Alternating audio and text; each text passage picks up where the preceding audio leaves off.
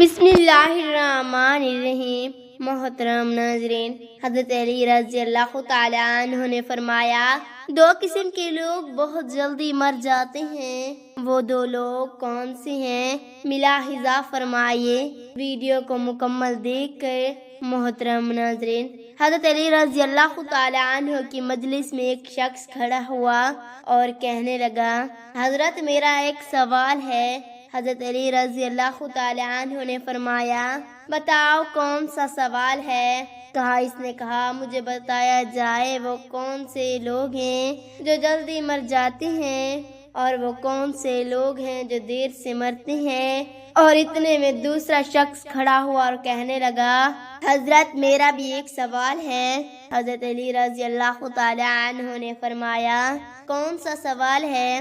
تو شخص کہنے لگا، یا علی رضی اللہ تعالیٰ عنہ، میری بیوی ہے جو مجھ سے پیار نہیں کرتی بلکہ نفرت کرنے لگ گئی ہے۔ مجھے کوئی ایسی نصیحتیں ارشاد فرمائیں، مجھے کوئی ایسا عمل بتائیں جو میں کر سکوں اور میری بیوی قابل عزت اور قابل احترام بن جائے۔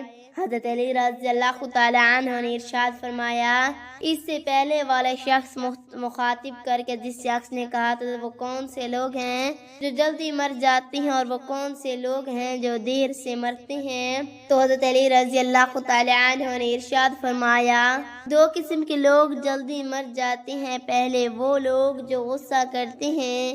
حضرت علی رضی اللہ تعالیٰ عنہ نے ارشاد فرمایا، جو لوگ غصہ کرتے ہیں، غصہ کرنے والے لوگ دیگر لوگوں کی نسبت سے جلدی مر جاتے ہیں۔ غصہ کرنے والے لوگ، جو کہ ہمارے معاشرے میں یہ بیماری بھی بہت زیادہ پھیلی ہوئی ہے، ہر بندہ غصے میں بھڑکتا ہوا نظر آتا ہے۔ غصہ کرنے والا شخص نہ اللہ تعالیٰ کو پسند ہے، نہ ہی اللہ تعالیٰ کے رسول صلی اللہ علیہ وآلہ وسلم کو پسند ہے، اور نہ ہی اللہ تعالیٰ کی مخلوق کو پسند ہے۔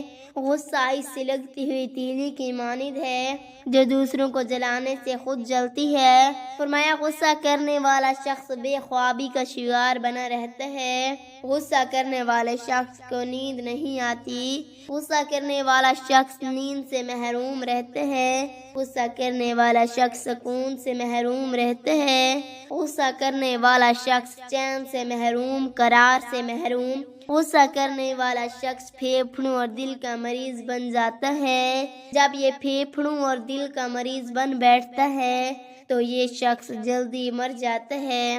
ناظرین، غصہ انسان کی شخصیت کا باطنی اظہار ہوتا ہے۔ جب انسان کے مزاج کے خلاف کوئی بات ہو جائے تو اسے ناپسندیدہ عمل کے رد عمل میں کیے جانے والا اظہار کو غصہ کہتے ہیں۔ غصہ انسانی فطرت کا لازمی جزو ہے، لیکن اگر یہ خاص حد سے تجاوز کر کے انسان کو اندرونی اور بیرونی طور پر مصائب میں مبتلا کر دے تو کسی مستند ماہر نفسیات کے مشورے سے اس کا تدارک ضروری ہے، ورنہ یہ ڈپریشن جیسے امراض کا موجب بن جاتا ہے۔ علامات: غصہ کرنے والے شخص کو ہائی بلڈ پریشر، چہرے کے سرخ ہو جانا، دل کی دھڑکن کا تیز ہونا، تیز سانسیں لینا وغیرہ۔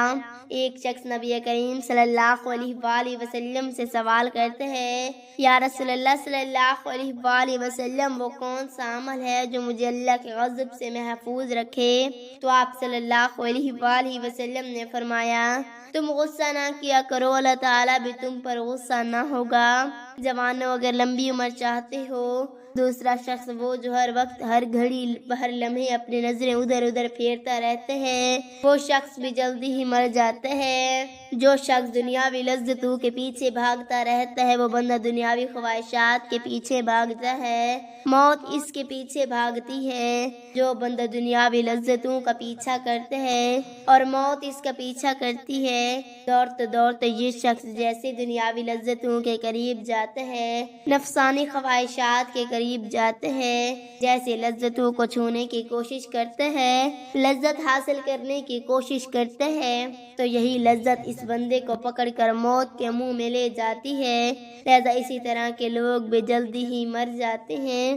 حضرت عائشہ صدیقہ رضی اللہ تعالی عنہما سے روایت ہے، آپ فرماتی ہیں، میں نے رسول اللہ صلی اللہ علیہ وآلہ وسلم سے دریافت کیا، عورتوں پر سب سے زیادہ کس کا حق ہے؟